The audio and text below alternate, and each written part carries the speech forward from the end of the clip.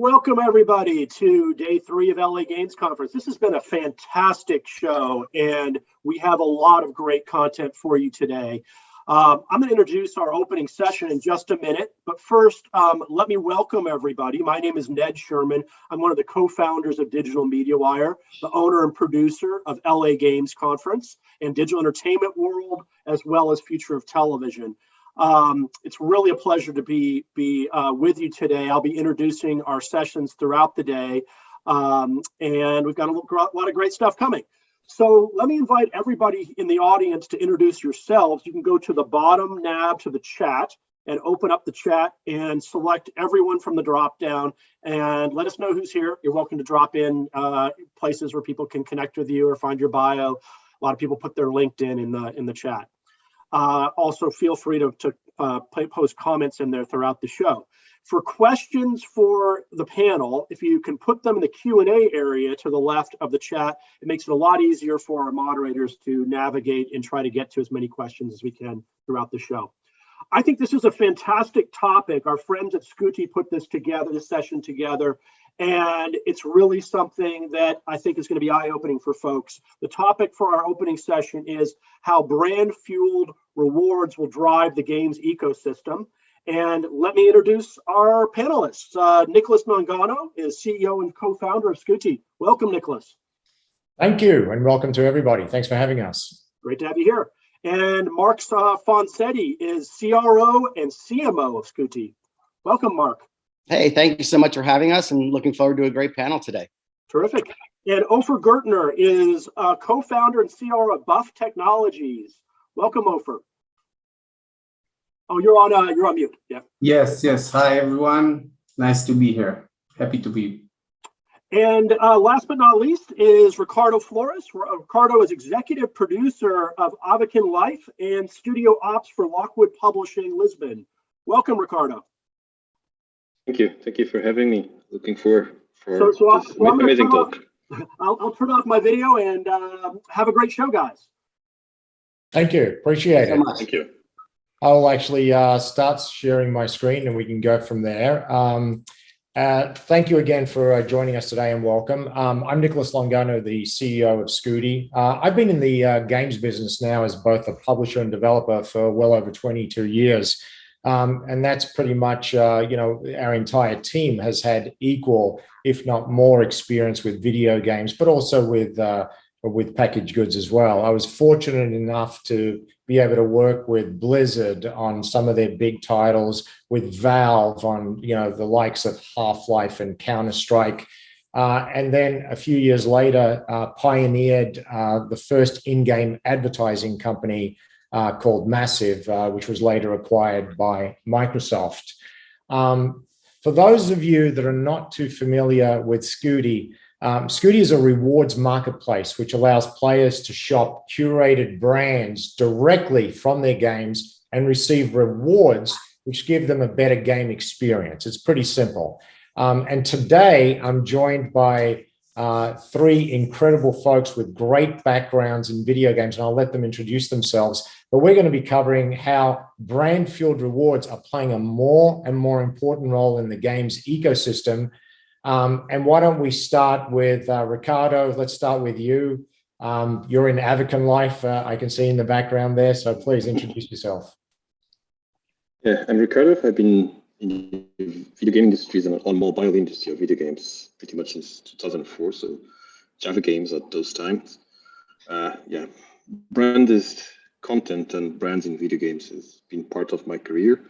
Did work with the Billabong games, Mega Ramp back in California also, so working with bringing athletes also to the video games world. On Avakin, it's also what we do. We create experience and we allow as a platform brands and artists and upcoming artists to create communities around them. That's pretty much also part of the experience we provide them on Avakin. That's awesome. Afia, let's turn it over to you. Thank you, Ricardo. Hi, everyone. My name is Ofer Gertner. I'm the co-founder and CRO of Buff.game. Buff is actually a loyalty program for gamers. We boost in-game rewards across gaming biggest brands. With Buff, gamers actually can win game currency across different games and different platforms. We support today PC, mobile, and soon hopefully consoles as well.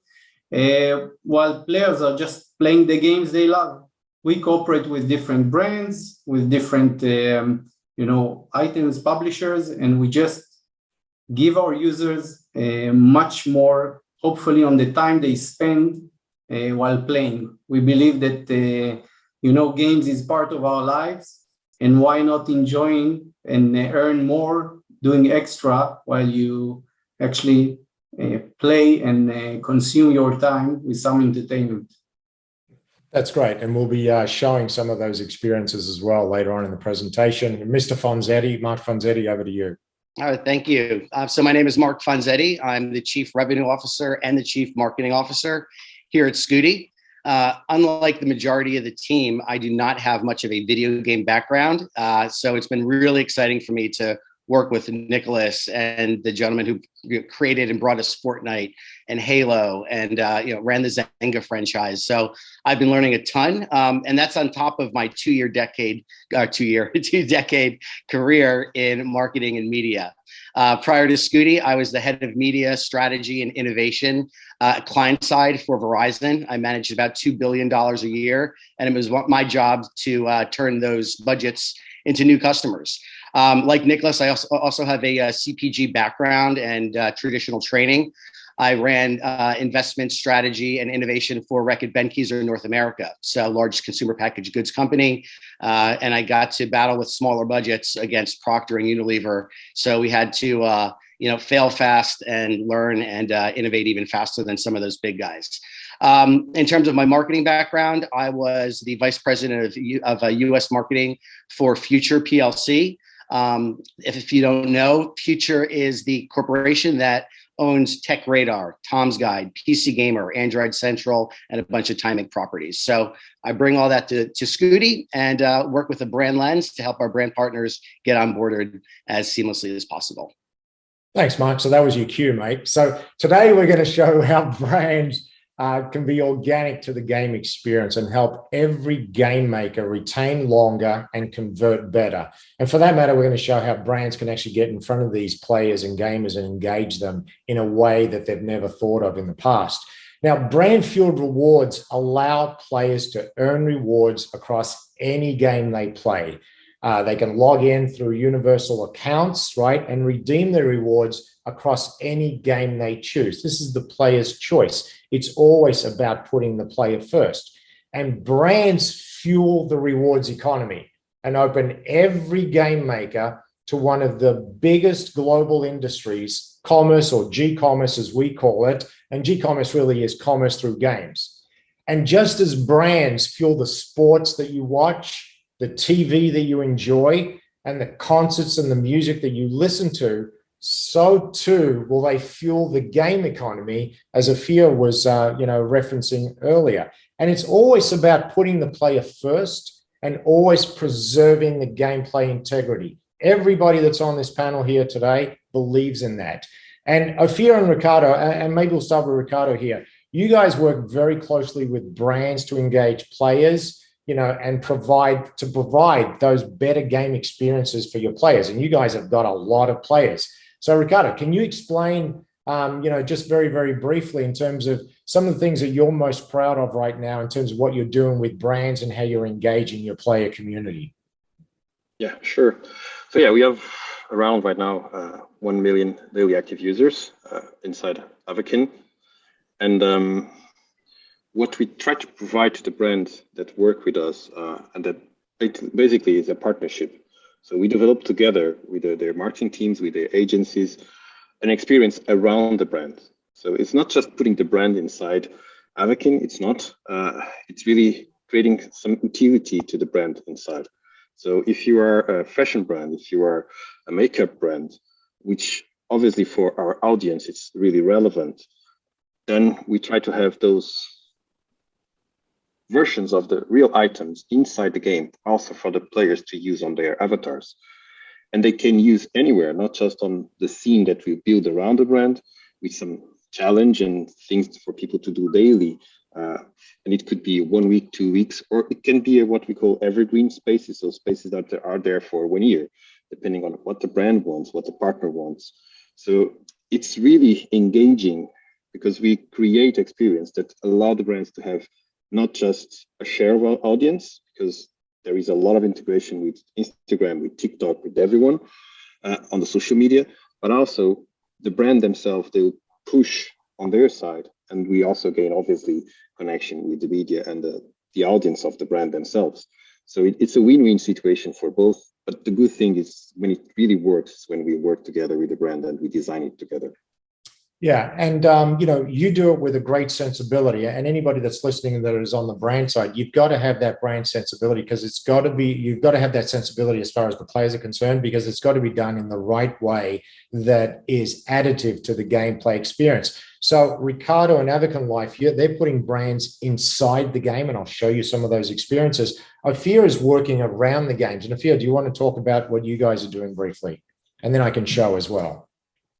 Yes, sure. So I totally agree with Ricardo that at the end you face or you meet brands all over, like thousands of times a day, either on Instagram, social networks, or TV. But we want the users or our community to engage with the brand and actually to feel that this brand is somehow related to them. So when our platform, the gamers, the users that are playing, they are earning buff points for their in-game achievements. We are one of the only platform today which is actually giving them points or rewards on their in-game achievements.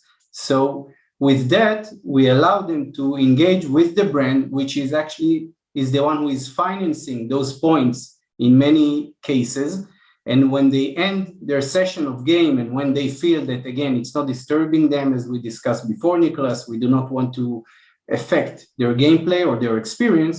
So when they have time, when they finish the session, then they can go engage again with the brand and consume some of the things that they are interested in. And when they think next time of the brand, it will relate to their experience of gaming. So we feel that that's totally a unique experience, which they can have only in such a, gaming and entertainment experience that they have. Yeah, and thank you for that. And so as you can see here, we've got a nice balance in terms of what's happening within the game, right? You've got Avicon Life, which is getting the brand and putting them in the game. You've got Ophir and Buff that are basically allowing the brands to participate and reward around the game. And then you've got Scuti, which is in the game lobby and accessed by all the players from that game lobby. So it's at their choice when they're ready. We basically are engaging with players before and after gameplay. And what we're doing is we're enabling them to access the brands that they want to buy, right? These are products that are delivered to them based on their demographics, the demographics of the game, right? They're the same products that they're going to buy from marketplaces like Amazon or direct from the vendor's website. But there's a huge difference. And that is that with Scuti and our store, they receive up to 5% back in the form of Scutis or rewards. And those rewards are fueled by the brands. You buy $100 pair of sneakers, the brand gives you back $5 in Scutis. Now I, as a player, can take those Scutis and do whatever I want to do with them as far as my gameplay is concerned. And that's where the magic begins, because the Scutis are being used and redeemed for in-game credits, making in-game purchases. So everybody that's listening knows how difficult it is to convert players to in-app purchase or in-game purchases. This makes it a heck of a lot easier for players to be able to do that. Now, there's a reason why we chose the game lobby. Again, we've been doing games for 20 plus years, right? There's a very good reason.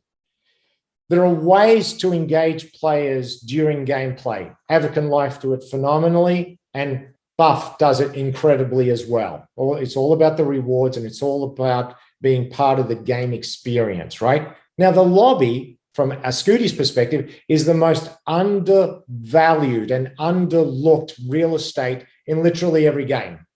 And to understand why, I like to borrow a page from the movie industry. Why? Because they are the masters in audience engagement and monetization. When you go to a movie theater to watch a movie, the first exposure is the lobby. There they sell you premium movie tickets. They sell you popcorn, drinks, candy. They sell you merchandise. Some of them are even selling meals and alcohol. And then on top of that, they have billboards in the lobby area, and then they show you ads before the movie begins. Nobody's complaining because the movie industry does it right.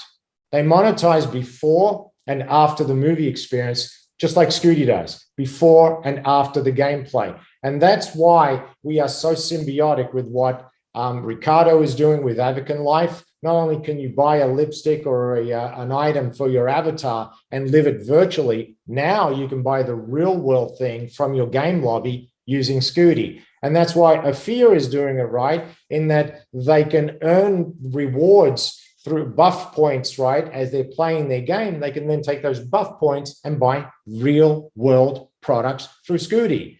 The player wins.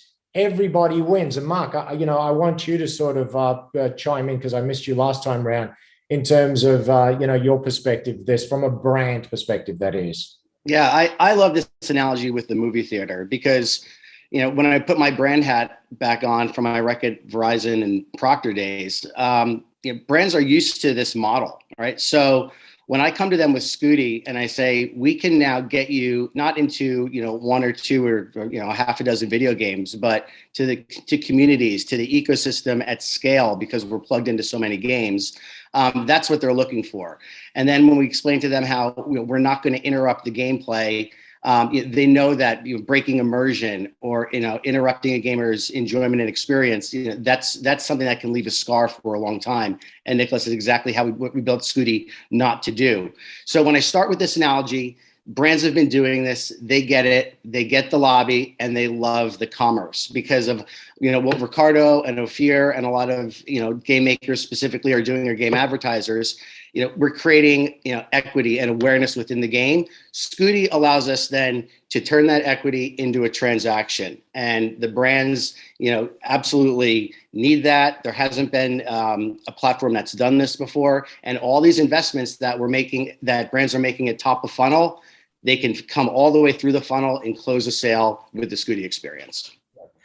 And frankly, after all these years or decades, the gaming industry really has been very shy about monetization. It really has. But now we have all these solutions that are available that really can help everybody tap into these lucrative models while benefiting the player. That's what this is all about at the end of the day. And when we talk about gCommerce, right, we are talking about a completely accretive and new revenue stream for every single game maker. Right? It's a revenue stream that is 30 times the size of the entire gaming industry. Games are $179 or $180 billion industry annually. Guess what? Commerce is $5 trillion, and they're buying all these products elsewhere. And game makers up until now have not been able to tap into it. Now, through Scuti, brands can now reach the gamers directly and have a positive impact on play. We've seen a lot of ways in which brands can have a negative impact on play, right? And so they can now be part of the ecosystem without the risk of ever alienating players or interrupting that game immersion or ejecting the player from their game and launching a browser. That's Web 2.0. Let's start thinking Web 3.0 because there's enormous opportunities out there. And what gCommerce can do for the entire video gaming industry is that it optimizes the lifetime value of every single player because everybody shops. And on top of that, it also helps drive in-game purchases for game makers. I've got these rewards. I have to spend them. It's like airline miles. What do I do with those airline miles if I'm not traveling? I've got to spend those rewards. So whether they're buff rewards, they're Scuti rewards, or they're what you make in Avakin Life, you got to spend them. So let's encourage that as well. On top of that, players want the convenience of shopping, right? Believe it or not, from their games. Now think about it. It's really logical. They're going to buy a product anyway. But if they purchase that same product from their game, they're rewarded. And those rewards can be used for a better game experience, right? And the game creator receives a brand new totally accretive new revenue stream. And thank you, brand, for empowering me and giving me a better game experience as well. And a shocking statistic that a lot of game makers aren't familiar with is that over half of their players want to shop from their games. And Ophir is going to share some statistics with us as well in terms of what he's seeing on his platform, because what he's doing is absolutely awesome. And I've got a snippet here. Look at the top left. So in this game, they're playing the game, and as they're scoring, the brand is rewarding the player. So there's monster, monster, monster, monster, right? And what's so symbiotic about this is that when they leave the game and they're in their lobby, they can launch Scuti, and all of a sudden they can buy more monster beverages. Oh, and by the way, they just earned some rewards. Now they can get some new skins or new weaponry for their games. That's how this ecosystem works. Sophia, sorry, I should have had you describe that, but please go ahead. Embellish. No, that's totally correct, because when there's a brand engagement inside the experience, and when the users can actually win something, it actually increases their whole experience and enjoyment of this game. We can see that it even triples or even more the engagement with the games themselves and with the users for us. So it's much easier to bring them into our platform and to have them trying, playing those unique experiences. And while they win those master points, then eventually we can conclude this with Scuti's marketplace or with our marketplace. And eventually they will want to buy the thing that just credit them with extra, vouchers or points or money to use. So we see with ourselves that more than 20% of our users are just redeeming tens of thousands of dollars every month in virtual goods through our marketplace. And we feel that there's, as you mentioned before, this market of gCommerce that you mentioned is like almost growing without any limit at the moment, because users are there. They know that part of their experience is to buy and to enjoy it and to have something which will remind them the game itself. And I think that's a great strategy. This is why we are there, but exactly also what Scuti is doing is amazing and just comes as part of this whole game experience. Thank you. And Ricardo, I'm going to get to you in just a second as well, because I want to show some of the great things that you're doing. But in terms of these rewards, right, we're going to go back to just the power of the rewards, because every time a player shops, right, through Scuti, for example, they're receiving up to 5% back in rewards, and they can redeem those rewards literally for anything they want. They can buy physical goods. They can buy in-game currency. It's also an exchange. So if you can exchange Scutis for any type of native currency at all. They can buy digital items. So they could buy items within Avacon Life. They can buy NFTs. They can actually exchange them for peer-to-peer wagering. We're going to make some announcements on that as well over the coming weeks. And of course, they can gift these Scutis to other players. The most important thing here for any game maker is the fact that you can use your rewards and exchange them for an in-game currency or digital item. We all know how difficult it is, whether it's a premium game or whether it's a free-to-play, how difficult it is if a player has never purchased something in-game to change that behavior. You're asking for a behavior change. Very difficult to do. I have a lot of friends in the gaming industry, and many of them pride themselves on never spending $1 in their game. They grind all day long, all week long.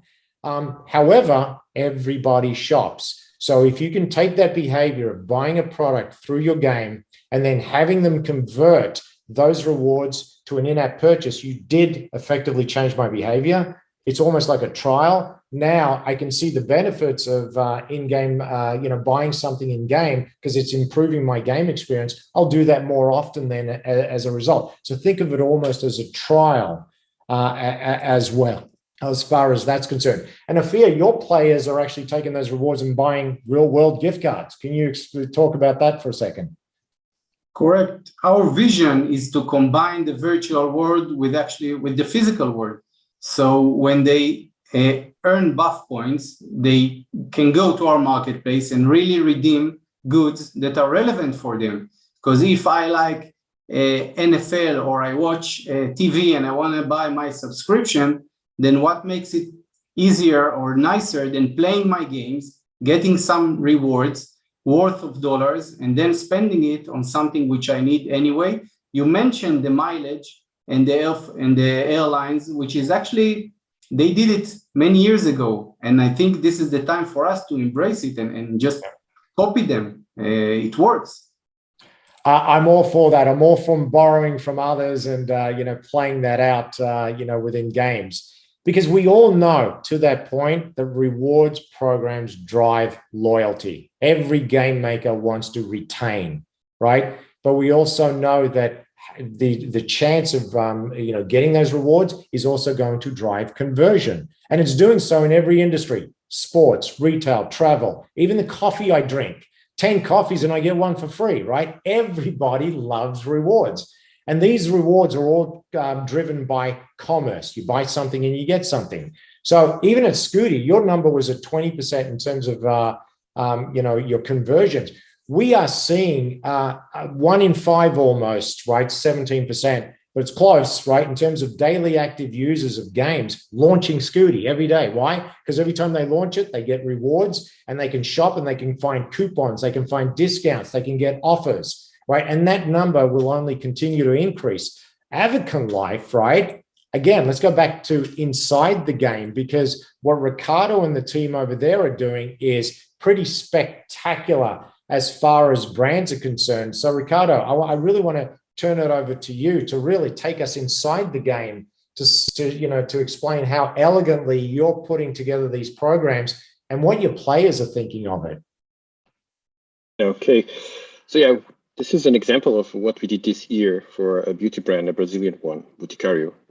Pretty much they sponsored our carnival scene, and we create that experience all around the carnival, all around what it means, obviously, to Brazilians, but to everyone in the world that connect with it as a major thing that it is. So there was a big challenge, and we invite people to choose their side, like 2 Samba schools inside the game, and they have to choose if they want one another. They were competing, and in the end, pretty much there was definitely a challenge for the players to be there every day through the 2 weeks that the event took. So the connection for the brand and the metrics for the brand were really amazing. And this is a mobile game. This is a mobile metaverse, Avakin. And if you check the numbers and you check the engagement of the visits, like 12 minutes engaging, it's a lot on a mobile app. It is. So, and the 69.3 years of brand engagement from all the players, everyone that was there through the brand themselves, it's huge. It's something that they don't have on other digital campaigns. And the good side also of it is that they also connect with the real products. And there is really an integration between the products that they have inside their store, inside what they have. And then when they go to social media and they go find them, the stores themselves, hey, this is also a real product. And they end up buying them. And or they go to the real stores themselves that are now open again, and they go and find the products that they found in the game. This is quite unique, and the brand, they see it on their social media, people that are coming from Avakin asking stuff and showcasing the virtual product side by side with the real product. And that is a huge win. It's really that brand engagement that this kind of metaverse, this kind of experience can bring to the players and to all the brands.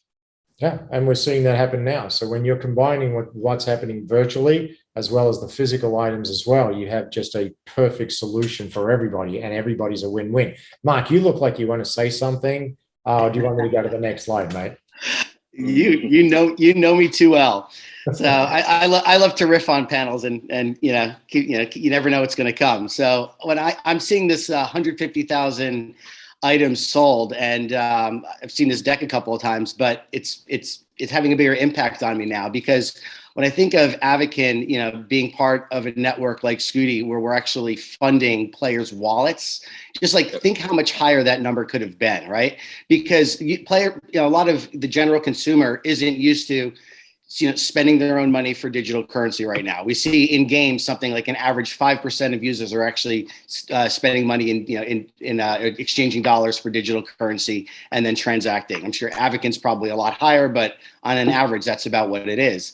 So with Scuti, we're networking all games. We talked about Web 2.0 to Web 3.0. We like to consider ourselves almost the precursor or the bridge to that, because we're connecting with one wallet, with one profile, with one experience and one marketplace, multiple audiences and communities, so they can traverse, discover things digitally, then buy the physical version brought to you by Scuti. So again, when I see that 150,000, next year, Ricardo, I'm sure you want that number to be, triple, 5x. And, by helping fund rewards, players are going to be able to spend free money and do that even more so. And it's really about fueling play to earn, rewarded play, all of that, right, through brands. And a lot of folks are not thinking of it that way. Ophir has thought about it, Buff has thought about it, they've done it, it's successful. And I'm pretty sure anyone that's listening, when you hear numbers like 20% in terms of retention and conversion numbers, right, most people think single digits, small digits. It's not the case. These players are buying, they're engaging, right? And there's nothing better than to be able to play your game. You complete a level and the brand is then rewarding you. Congratulations, you got to level 23. Here's 50,000 Scutis. Or congratulations, you scored this. Here are your buff points. Players love that. And anything that we can do to help them with their progression is not only helping with retention, but it's helping the entire ecosystem. And we're not talking about just rewards as in points, as in coins. We're talking about reach level 45 and you get a Happy Meal. Guess what? Restaurants want you in their restaurant. They know that if you go in there with a coupon for free French fries, you're going to walk out with French fries, a burger, and a soft drink as well. So brands want to do that. They want to engage these players. They want to reward players for what they're doing in these games and be part of that community. And again, we see how Buff does it so elegantly, and how Avakin Life really is helping fuel the player experience so that it's an enormous win-win for all of them. Now, another thing, and we hear a lot about NFTs, etc., and we see what's going on in the marketplace. I think it's great anytime there's new revenues, new opportunities. But at the end of the day, I put my game maker hat back on, and I love the idea of brands providing players not just with status, right, but also utility in their games. I'm talking about going beyond a branded t-shirt. Branded t-shirts are great. And if that branded t-shirt can actually get me a real t-shirt with 10% off or 15% off, that is fantastic. That is awesome. Thank you, Game Maker, and thank you, brand, for bringing that.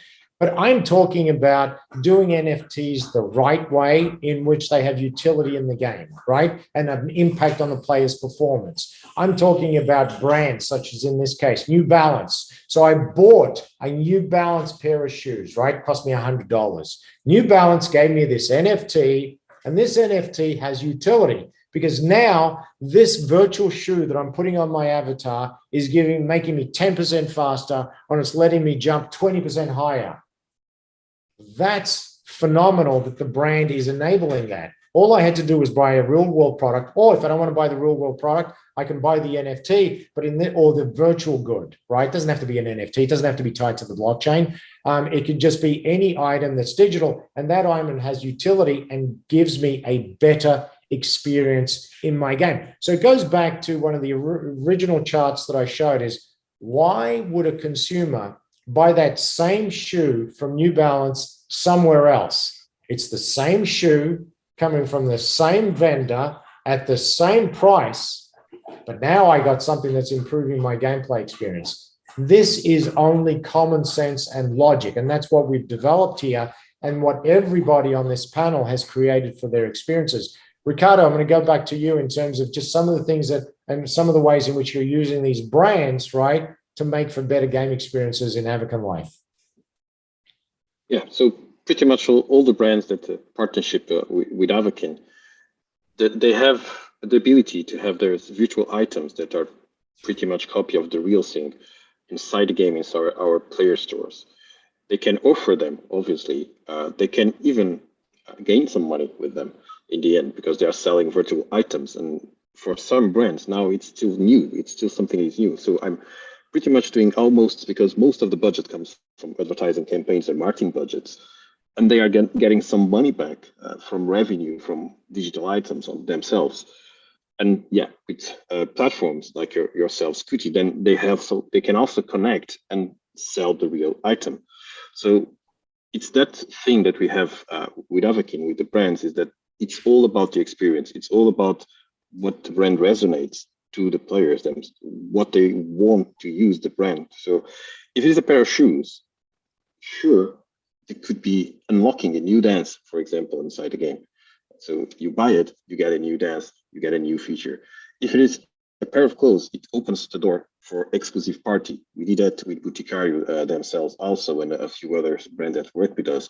Pretty much the way to go to a kind of VIP event was owning a specific brand, was wearing a specific outfit. So is that connection of utility, what do you use inside the game with the brand, connect. We did stuff with the Ministry of Sound, and exactly the way for them to interact and be part of the live experience, and going to a virtual island inside the game where they were celebrating their anniversary. You had to integrate and play music and know a little bit about the story of the Ministry of Sound, because that's the 30 years edition and so on. So it's really trying to bring an audience to the brands by utilizing the brands on the virtual world. That's what we do. And yeah, it's been pretty successful. And I think even with artists, music artists, we also create collections around them. So if you are an upcoming artist, we have a few spaces inside the game for them to showcase, to put their own merchandising. Most of that merchandising is really virtual. There is no connection in the real world, but they are selling their merchandising like they do in real concerts, like they do in real life.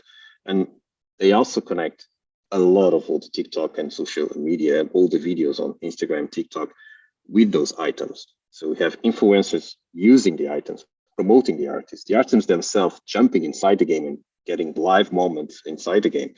That is really powerful. That's great. And Afia, thank you for that, Ricardo. That's incredible that they're actually jumping in the game, the artist that is, Ricardo. And Afia, how are you finding the players are actually using their rewards in order to, sort of improve the gameplay? What are they doing with those rewards on your end? So we see that gamers, actually, you've mentioned it before, everyone likes rewards, and gamers especially, they're also used to get rewards, because when they play, they get gems, they get different things. So that's part of what they know and what they expect. So we try to enhance it and to boost it and to give them more in order to create more engagement. So actually with that engagement and with this extra points they are getting, they are going back to our marketplace or through our brands and collect more RPs, more gems in the games, different skins that we offer them, and always improving their game experience again and their way of progress. Now, we also have a leaderboard, which is sometimes sponsored by different brands, and this leaderboard is always with you. When you end the game, you can see what you did or how good you were. And with that, it always pushes you to try a bit more and to be better all the time, which is also very important when you do competitive esport, which we usually try to connect to esport games and to boost those ones. And I think that while playing, and anyway, you always want to go level up, we try to level up your experience. That would be like the summary of things. Yeah, I love that. And, frankly, I think every game, and it doesn't matter what game it is, what genre it is or anything, should always have a leaderboard, right? Because I remember when I was playing games, right, in arcades, pinball, right? in the 80s, and you just wanted to see your name, right? That you were the best on that leaderboard. And if we can reward that, that's what every game needs, a leaderboard, no doubt about that. So we're coming to the conclusion. I want to be mindful of time as well. There is definitely a new ecosystem and economy for every single game. And I think you've heard, and we're just touching on some of the things that we're doing with game publishers and brands. At the end of the day, this is an enormous win-win for everybody. Players, they get the curated products. They get uninterrupted gameplay. They get, frankly, a better game experience as a result. There's no tracking. There's no privacy infringement. Any data that we have on the players is all given. It's shared. It's volunteered information. And they can spend their rewards. And as Sophia said, they love rewards. We've trained them to love rewards in games because you're right. You get gems. You get gold. Right? Those are rewards. Now we're giving them real life rewards as well. Rewards they can use both virtually and transcend into the physical world. And they're all powered by brands as well. So brands, right, also get to be connected directly with players. And they're able to convert those players directly now. So you're advertising and you are now also selling directly, and you're contributing to a better game experience. This is so important, this ecosystem, right? And of course, the game makers, to game makers, we're talking about a significant new accretive revenue stream. We're talking about a $5 trillion industry, but what does it mean to every game maker? Look at it this way. If I buy a $100 pair of sneakers, you're making a percentage of that sale. So I'm not going to say on this publicly how much we make, but it's in keeping with all the other marketplaces, but we share that with the game makers. Game makers everywhere are now making money from commerce. On top of that, they're making money with the highest CPMs in the entire advertising, cost per thousand, in the entire video gaming industry. Our floor is at 15 and our ceiling is at 25. Most game makers do not make those CPMs. So this is an enormous win-win for everybody. Branded goods, play to earn, rewarded play, gCommerce, and performance marketing for brand. This is all now encompassed in one platform, Scuti. And with that platform, we have incredible partners like Buff, that take you around the peripheral of the game and reward the play. And then other partners like Avicon Life and Lockwood, where we're putting the brands directly into the game. You are part of that life, both physically and virtually now. So the future of video games, I like to think, and even the metaverse for that matter, and Ricardo touched upon that, it's going to be a much closer tie and coexistence between brands, game makers, and players. It's inevitable. And on that note, I'll open it up to any questions.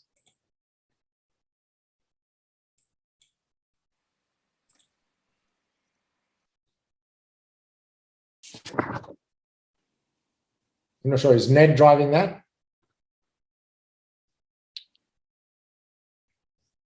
Hi, Nicholas. Hey, Happy Ned. to come back on here. Thanks, mate. Well, listen, I think this is a very insightful presentation, and from the engagement with our audience here in the comments, seems like this is resonating with folks quite a bit. We are unfortunately out of time. The session ends now. And Ned, can I just answer one of the questions that came up, because it's an important question? That's what I was going to suggest. Is if you could answer the one of the questions that's in the Q&A, that would be great. Yeah, the beauty of all this is that a game maker, the question here is, how do these deals originate? Does a brand contact developers or marketing company, etc.?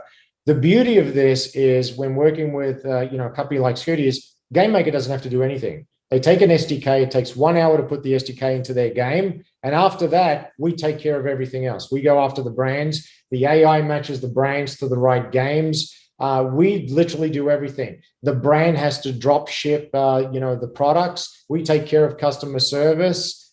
So if you want a deeper integration with the brand, we facilitate that as well. We negotiate all the deal terms. Mr. Game Maker or Mrs. Game Maker or Ms., whatever is right today, you don't have to do anything. It's all taken care of for you. All you need to do is make great games. That's all you need to focus on. Well, let me ask one final request from you guys. How can people get in touch with you? And maybe you could drop into the chat here so that people know how to get in touch. Yeah, sure. I'll just put in Mark. So get. Yep. Yeah. So emails. I was gonna say, for any brands interested, can absolutely contact me. Okay. And publishers, I think you'd probably handle that a bit more, Nicholas. Yep. Fantastic.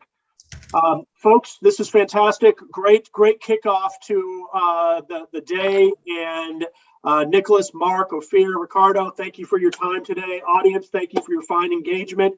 Join us at the top of the hour for our next panel on creativity and innovation around the mobile games industry. I think a lot of these themes would be relevant on that panel as well. So thank you, folks. Have a great one. Thanks, Ed. Ricardo, Ophir, thank you. Mark. Thank you. Thank you, guys. Gentlemen.